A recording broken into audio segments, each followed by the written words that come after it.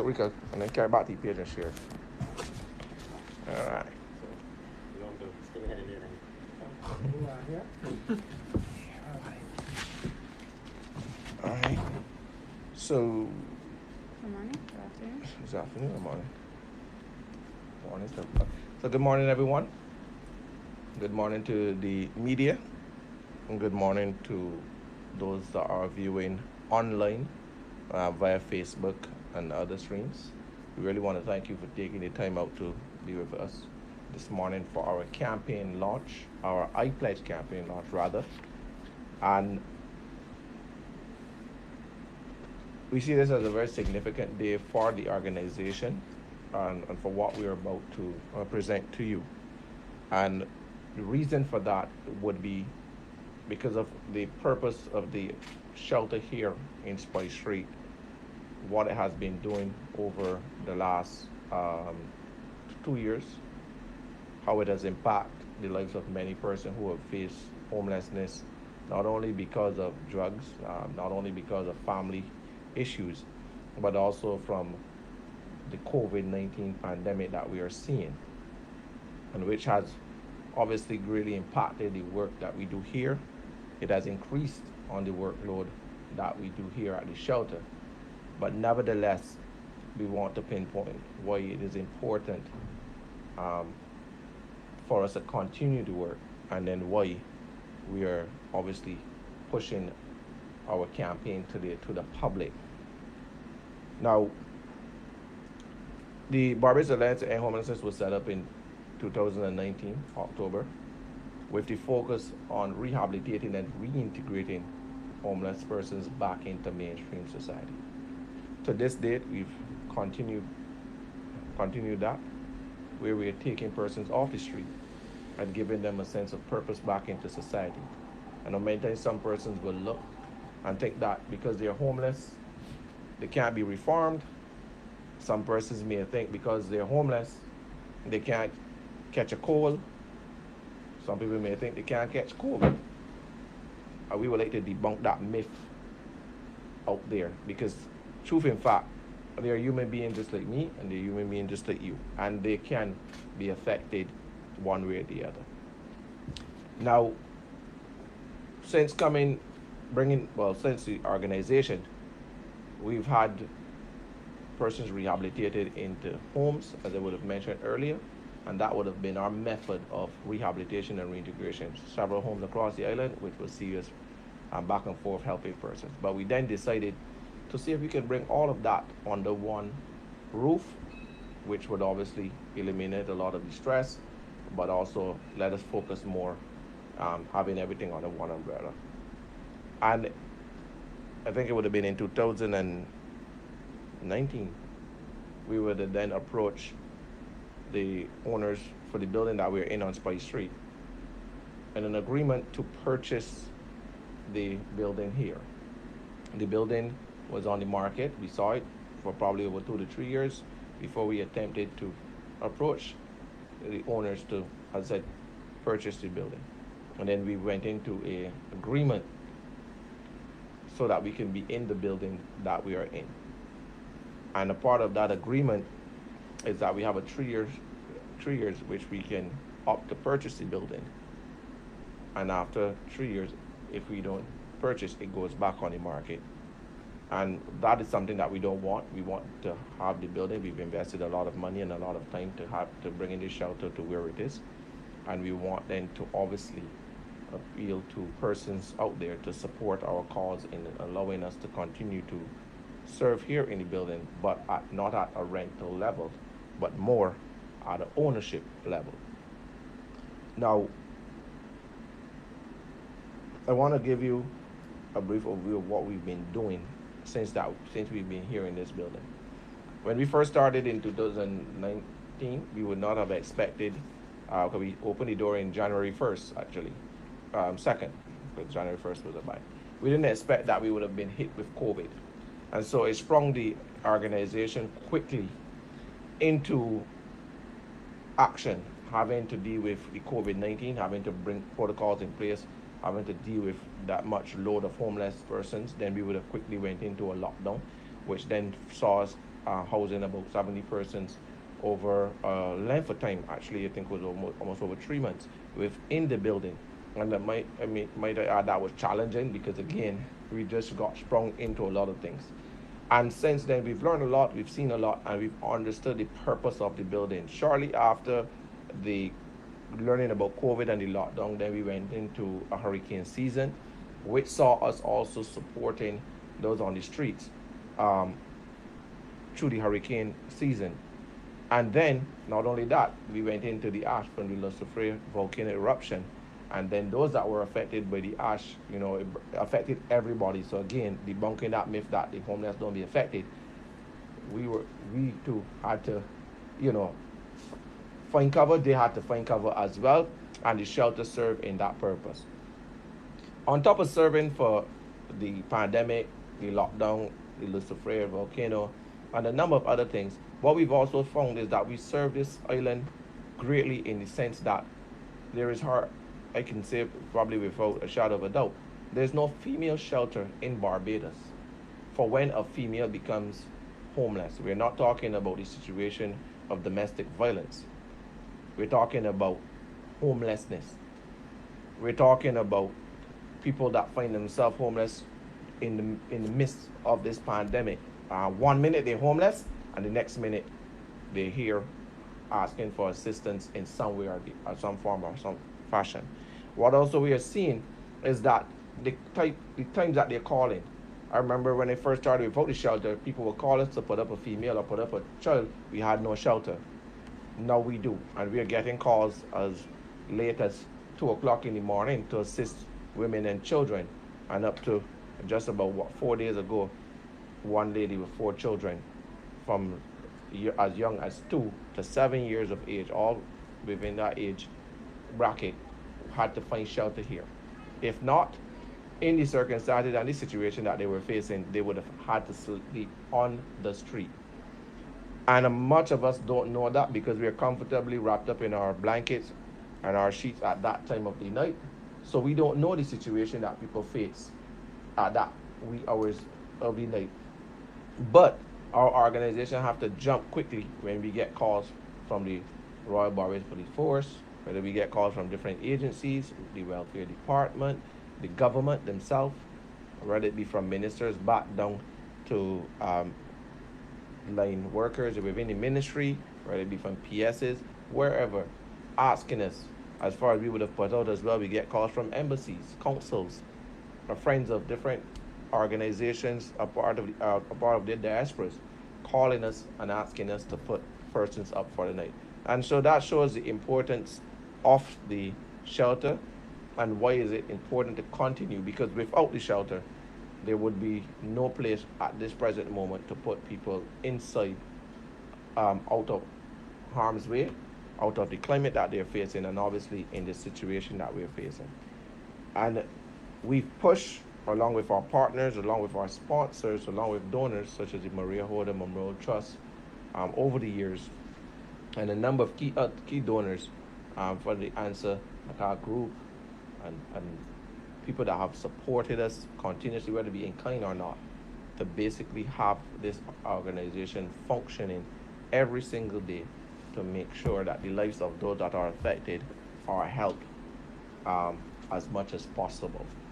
And so with that, we then looked at the importance of the shelter and the importance of continuing the work that we all do here daily, not only myself, but case manager team, the shelter manager, the custodians, the shelter wardens, the project coordinators, everybody, the cook, every single body play a vital role in making sure people eat, they have somewhere safe to sleep, their safety while they're here, the counselors that work with them to make sure that they're steadfast and that they hold firm, and also all of the donors that make it possible. But there's a hefty cost on the building when the month come, at the amount of, or the tune of almost 10,000, or the tune of almost $10,000 a month to keep here or afloat, and that's only rent. That has nothing to do with staffing. That has nothing to do with buying food. That has nothing to do with paying counselors. That has nothing to do with transportation and medication. That has nothing to do with meeting the demands of the homeless wherever possible. Because again, we the one that have to deal predominantly are left to deal with them predominantly when it comes to the day to day and getting them back on their feet. And we want to also take the time to acknowledge all the persons that feed the homeless and work with them wherever they can.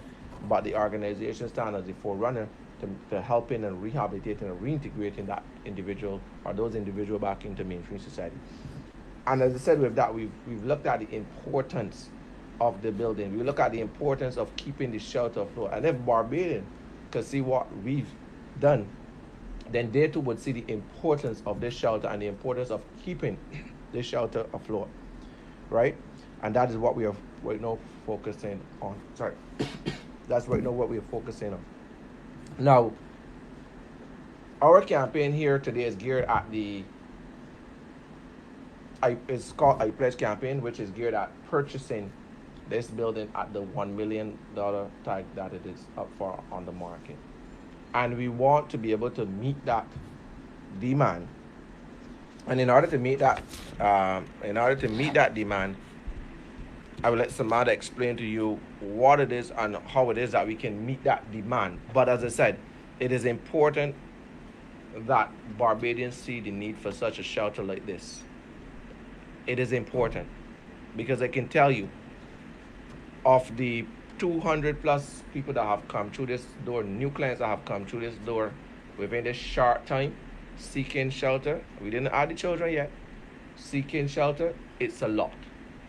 The pandemic has pushed the number of seeking shelter, and I could also say, and when we first started this shelter, we had the belief that we would be helping more people that were already on the street, but we find ourselves helping more people that are coming on the street.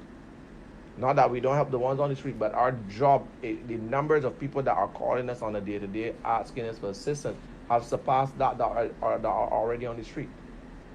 And that to show that because Barbadians are not accustomed to, as a developed nation, to be homeless.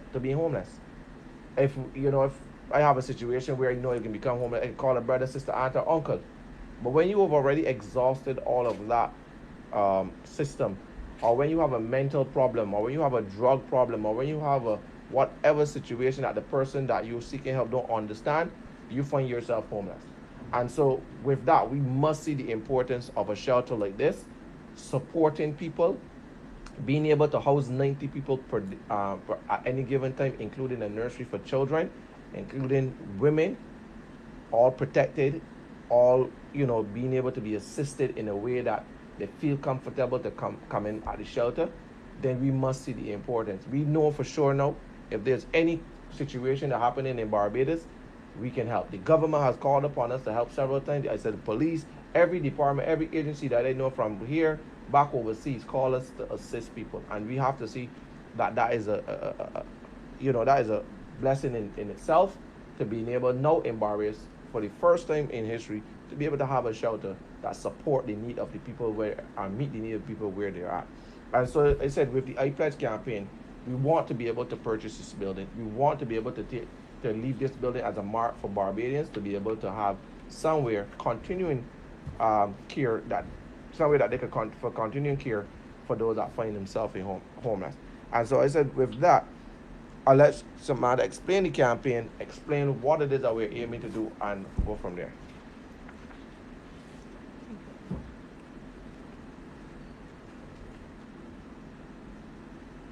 All right. Thank you, Mr. Safri. Hello, everyone. My name is Samantha. I am the project coordinator here at the organization. What Mr. Safri was speaking about in regards to the Ipledge campaign, I just wanted to touch base on that a little bit more and go into detail as to what we're doing. So the Ipledge campaign is aimed towards raising funds to buy the building. We would like to own the building so that we know for sure that the building will remain as a shelter going forward. I truly believe if we lose the building, whoever intends to purchase the building may not have interest in keeping it as a shelter. As you all know, if we lose the shelter, the consequences can be great. So to avoid that, we are calling on friends, families, Bajans across the world, across the diaspora, to be one of 2,000 people to donate $500 or to commit to pledging $100 a month for 5 months. If we get 2,000 people to commit to that pledge, we can go forward and purchase the building. Currently, today is the day we launch, but prior to our launch, people have heard about our campaign and heard about what we are trying to do and have come forward already.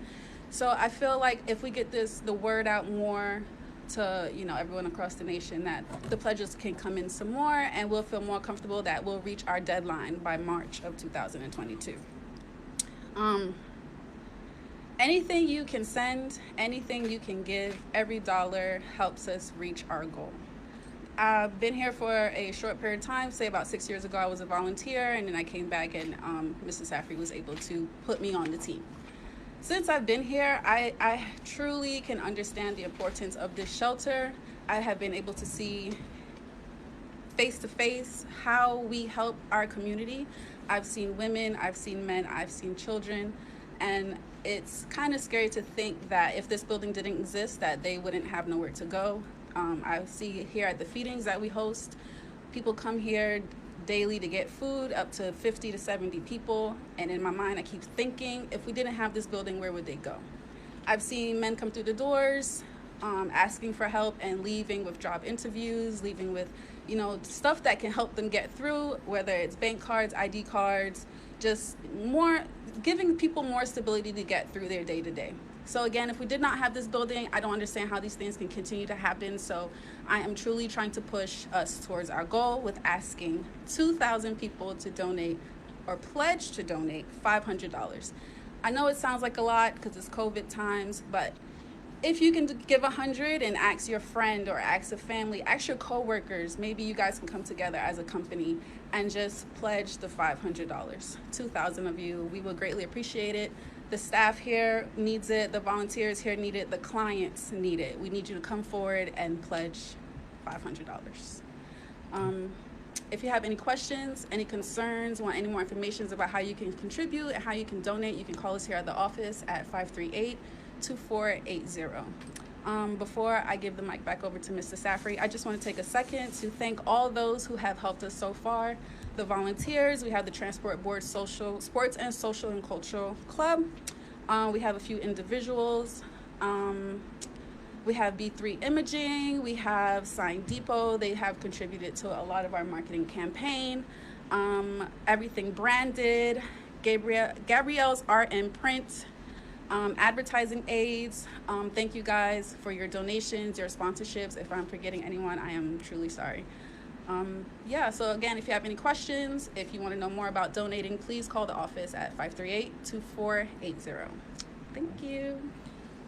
Just to also give an update on where we are. So this is the launch of the campaign, but we've been, as Samantha said, a lot of persons have been supporting us, especially making sure our branding is right, everything is correct. One of the things that we can appreciate is that when people see us in our shirts out there, they're curious to see what is the Ipledge. We have the messages on, and from that, persons have been giving. And so to date, I think we started the campaign just like about 2 weeks now. 2 weeks now, and to date we've raised over $15,000 in just 2 weeks without, as I said, having to do any marketing. I've just been pushing on Facebook. You would have seen our documentary. You would have seen stuff that we would have put out there, and so people would have been interested, and that is a testament in itself that people are willing to give despite each other. And then, as Samantha said, I echo that much more, is that we understand the COVID situation, we understand the pandemic, but remember too that while you are going through the pandemic or while you're going through the struggles, there are others that are going through, and whatever you can do to help that other person that may have nothing compared to what you have, that will be appreciated. Because as I said to you, the amount of people that come here for help, the amount of people that come here for services, it's not a little bit of people. And so you may be in a position that is challenging at this time, and we can appreciate that and pray the best for you to come out of the situation. But just as I always tell people, if you tell me your story, wait till you hear mine, because it may be worse than what you just told me. So we're pushing for that, and that's why we're calling on the 2,000 people to give that And we're not saying if you cannot give one time, you can give over a period of 5 months. And so I think we can meet the goal with the kind of results that we've been seeing in this short order. I'm aware people have just been coming and say, hey, I heard about this. They've seen the signs outside. We put up poll. We do have a target poll, a money target poll on the outside of the building. So whenever every 50,000 we reach, we alert the public to let them know that we've reached 50,000, and so they can come here and see it. You don't have to ask. You can come on the board on the outside, and you'll be able to see the mark and where we are reaching. And every 50,000 that we reach, we will let the public know that we've reached it, and that is also on the accountability end. So you know that we are reaching the goal. You know that we are trying to strive to that number, and you will be able to follow every step of the way when we've reached the number, and we will alert the media every time we reach 50 or 100,000. We will alert the media so that they can put it out and let you see that we are trying to raise, and every cent you give to the campaign, as I said, you can still give to the organization separately to keep the operations going, but for the most of it, if you go to the give to the campaign, if you're giving as well, just identify in to our accounts department that it is for a pledge. If you're giving that 100 or that 500, and there's ways that you can give, and just let me know. And for those that are listening, the ways you can give, we've made it so easy for you to give. You can either go to SurePay and give account 794, where all the SurePays. So we made it easy for you. You can go follow our Facebook page and you see all the places you can give. You can go to Republic Bank, you could go to Scotia Bank, you could go to First Caribbean Bank. You could also give to M-Money. You could also give online on SurePay online as well. So there's a SurePay online. PayPal through our website at www.baehcare.org. You can give through that, or you can call the office. Come at the office. We have a bank card machine. You can swipe here. You can give checks if you want. So we've made it very easy for people to give from the comfort of their home without having to move around, and to be able to support our cause here. There are a lot of people giving. We're going to have a bus just now sponsored by Transport Board that you will be seeing moving around. And thank you to B3 Imaging. We have Sign Depot, who've given us all of the promotion concept sign, who's given us. So people are giving. People see the need. They may not, everybody can't give the money, but we've seen people giving us Illusion Graphics. So all the graphic company that have come aboard and say, hey, what do you want? Let us know. And they're giving. And so we want you to then do your part as well, and to support this cause wherever you can. I'll just hand over to the media for if there's any questions before we continue. Well, before I end off, sorry. Any questions? Have you given any thought to whether if this pledge would have failed? Pardon? Have you given any thought as if this pledge would have failed, what you do next? Move to China. We believe that the event is going to be, the campaign is going to be successful. And that goes from the fact that I know that Barbadians are a giving people, a giving nation, and we know that we come together when the time is necessary. And we don't see any reason why it should fail. But should it fail, it means that whoever purchased the building, as Samantha would have echoed, we don't believe it is going to remain as a shelter. So therefore, it would put an end to the shelter as it is in its present form. I don't know in the hard times if we're going to find somewhere else, if we are going to find it to accommodate the amount of people we accommodate, to do the type of work we done. And this was the key reason for this building. This building alone is a complete function that we needed, that we got trained for in all the states that we went to be able to do this exact work. If you do not have the size it is and to accommodate the type of work we do here, this will fail in itself. It will fail to exist, and there's no other building as big as this in the market for sale in Bridgetown. We house a lot of people. That house the people. The buildings I'm seeing on the market are worth $10 million US. and they're up in things. So if we fail to raise 1 million for a building that has a value of 2.8 million, because that's the value of this building, 2.8 million. So if we fail to raise the value for this building at 1 million, it would be sad that I go trying to attempt to raise a building money for a building at 10 million because I failed at a million. So we have to understand that this building has the potential to do, or is, doing what it set out to do. But I may add, it's doing way more than it set out to do. And we've seen that it can do way more. Once we own it, we can do a little bit more. But we've invested near $400,000 in this building. To retrofit this building and to bring this building, we've invested a lot of money to bring this building to where it is.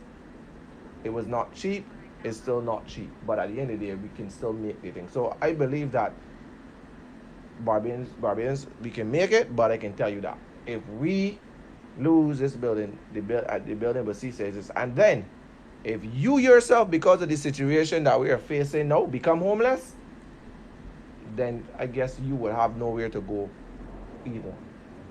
Because the building will cease to exist that would have been able to support you if you had found yourself in that position. So there is an importance for the building. Any other questions? All right. With that, we want to say that the campaign is launched. We're going to ask you all for your support. Those are online on Facebook. Can you share the video? Share this. Share as much. Like our page. Support our organization. Come call us if you want to keep a track on the money.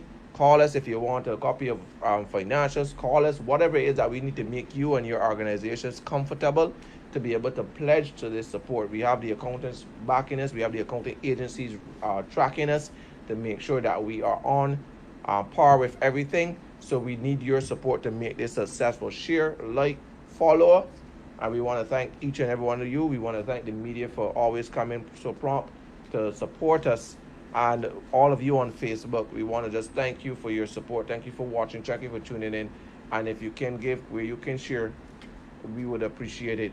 Businesses come on board. If you also want a tour of the organization at any point, please contact us. We can do appointments only for small numbers, but we can do multiple appointments, and Samantha and her team will tour you through the facility so you can see what it is that we offer, see what it is that we do for the many lives that we touch here on a day-to-day basis. Pass outside the organization, you will see the money pool, you will see where we at, you will see information passing. For some information, email us for information.